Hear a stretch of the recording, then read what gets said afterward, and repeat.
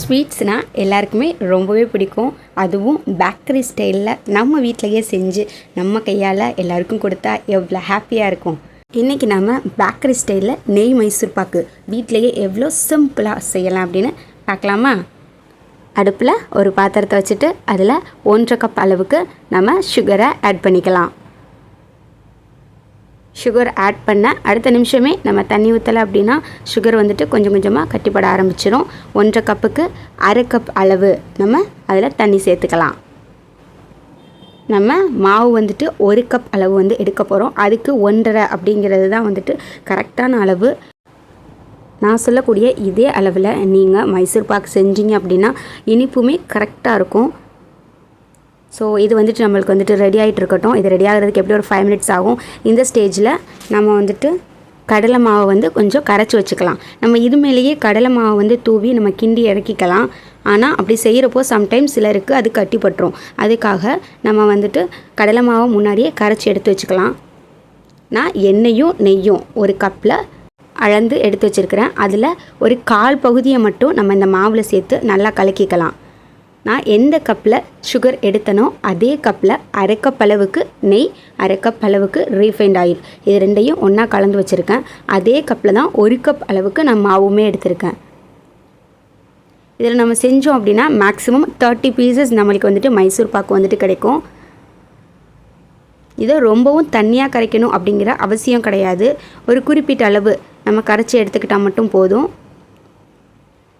நம்ம ஏன் இந்த அளவுக்கு எண்ணெயும் நெய்யும் சேர்க்குறோம் அப்படின்னா கடலை மாவு வந்துட்டு எண்ணெயும் நெய்யும் நல்லாவே உள்வாங்கி எடுத்துக்கிறோம்.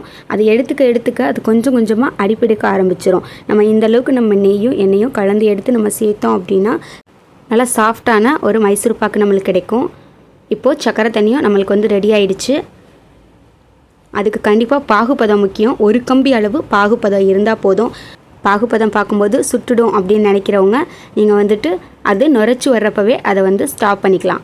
இப்போது அதை ஒரு அடி கனமான பாத்திரத்துக்கு அப்படியே மாற்றிக்கிட்டு நம்ம ஏற்கனவே கலந்து வச்சுருக்கக்கூடிய அந்த கடலை மாவை உடனே அதில் ஆட் பண்ணி கிண்ட ஆரம்பிச்சிடலாம். நம்ம கொஞ்சம் லேட் பண்ணாலும் அது வந்து கட்டிப்பட ஆரம்பிச்சிடும்.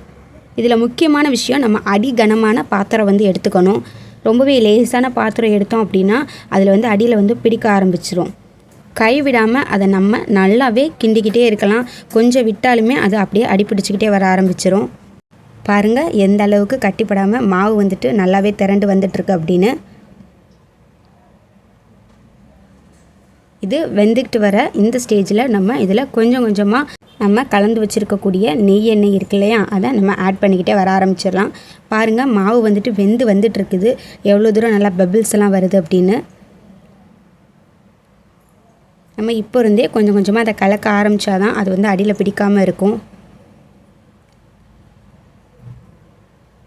இது செய்கிறதுக்கு மேக்ஸிமம் 15 மினிட்ஸ் இருந்தால் போதும்.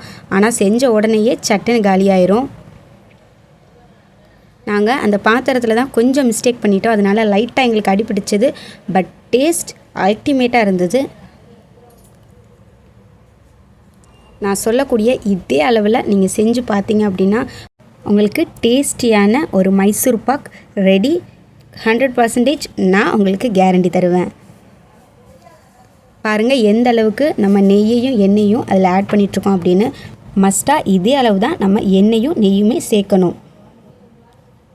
எப்போவுமே டேஸ்ட்டை வந்துட்டு நம்மளுக்கு என்ஹான்ஸ் பண்ணி கொடுக்கணும் அப்படின்னா அதுக்கு உப்பு வந்துட்டு மஸ்ட்டாக தேவைப்படும். ஸ்வீட்டில் உப்பு கண்டிப்பாக நீங்கள் சேர்க்கணும். சேர்த்திங்கன்னா இன்னும் ரொம்ப ரொம்ப டேஸ்ட் அதிகமாகவே தெரியும். நம்ம சேர்த்துருக்கக்கூடிய அந்த நெய்யும் எண்ணெயும் தான் நம்மளுக்கு அதை நல்லா சாஃப்டாக வந்து கொடுக்கும். இதை செஞ்சு நீங்கள் வீட்டில் இருக்கவங்களுக்கும் ரிலேட்டிவ்ஸ்க்கும் கொடுத்தீங்க அப்படின்னா மஸ்ட்டாக அதை எந்த பேக்கரியில் வாங்கினீங்கன்னு தான் கேட்பாங்க. அந்தளவுக்கு டேஸ்ட் அல்டிமேட்டாகவே இருக்கும். பாருங்கள் நம்மளுடைய மைசூர் பாக் ரொம்பவே சூப்பராக ரெடி ஆகிடுச்சு. இது எப்படி ரெடி ஆகிடுச்சு அப்படின்னு நம்ம கண்டுபிடிக்கிறதுக்கு பாத்திரத்தில் சுற்றி ஒட்டாமல் வரும். அதை வச்சே நம்ம வந்து தெரிஞ்சுக்கலாம். இன்னொன்று, நம்ம அதை எடுத்து விடுறப்போ நல்லா ரிப்பன் கன்சிஸ்டன்சியில் லேயராக வரும். இதுதான் கரெக்டான பக்குவம்.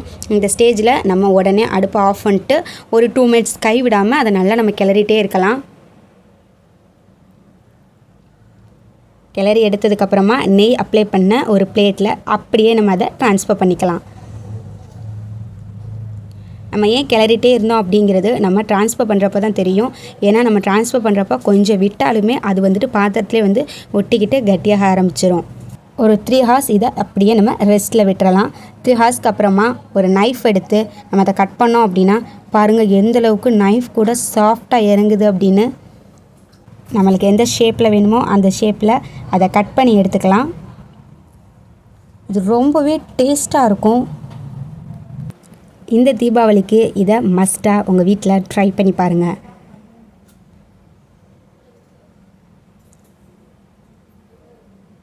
எங்களோட யூடியூப் சேனலில் 30 days 30 சேலஞ்ச் அப்படின்னு ஒன்று நியூவாக இன்ட்ரடியூஸ் பண்ணியிருக்கோம். அதாவது இந்த தீபாவளிக்கு 30 days கண்டினியூஸாக தீபாவளி பலகாரங்கள் மட்டுமே போட போகிறோம். உங்களுக்கு ஏதாவது ஸ்பெஷலான பலகாரம் தெரிஞ்சது அப்படின்னா மஸ்ட்டாக எங்களோட கமெண்ட்டில் ஷேர் பண்ணிக்கோங்க. உங்களுக்காக நெக்ஸ்ட் வீடியோலேயே நாங்கள் அந்த டிஷ்ஷை செஞ்சு உங்களுக்காக நாங்கள் போடுவோம். பாருங்கள், பீசஸ் கட் பண்ணதுக்கப்புறம் ரொம்பவே சாட்டிஸ்ஃபைடாக இருந்தது. டேஸ்ட்டுமே வீட்டில் இருக்க எல்லாருக்குமே ரொம்ப பிடிச்சது. உண்மையை சொல்லணும்னா செஞ்ச உடனே காலியாகிடுச்சு. ஸோ நீங்களும் மறக்காமல் ட்ரை பண்ணி பாருங்கள். பார்த்துட்டு எப்படி இருந்தது அப்படின்னு கமெண்ட்டில் சொல்லுங்கள். இது வரைக்கும் நம்மளோட சேனலை யாராவது சப்ஸ்கிரைப் பண்ணாமல் இருந்தீங்கன்னா மறக்காமல் சப்ஸ்கிரைப் பண்ணி பெல் ஐக்கானை ஆலில் போட்டுக்கோங்க. அப்போ தான் நம்மளோட வீடியோஸ் உங்களுக்கு உடனே அப்டேட் ஆகும். உடைக்கிறப்ப கூட ரொம்பவே பொறுமையாக உடைக்கணும். ஏன்னா அது அந்தளவுக்கு ரொம்பவே சாஃப்டாக இருக்கும். ஸோ மறக்காமல் எங்களோட வீடியோவை ஷேர் பண்ணுங்கள். தேங்க்ஸ் ஃபார் வாட்சிங்.